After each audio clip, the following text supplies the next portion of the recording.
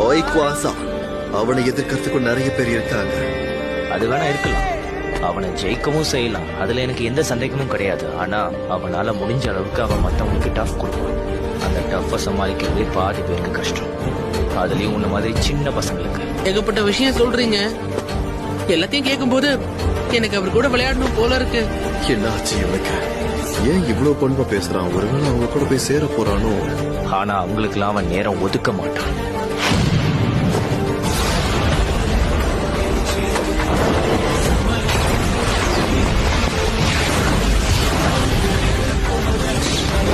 என்ன?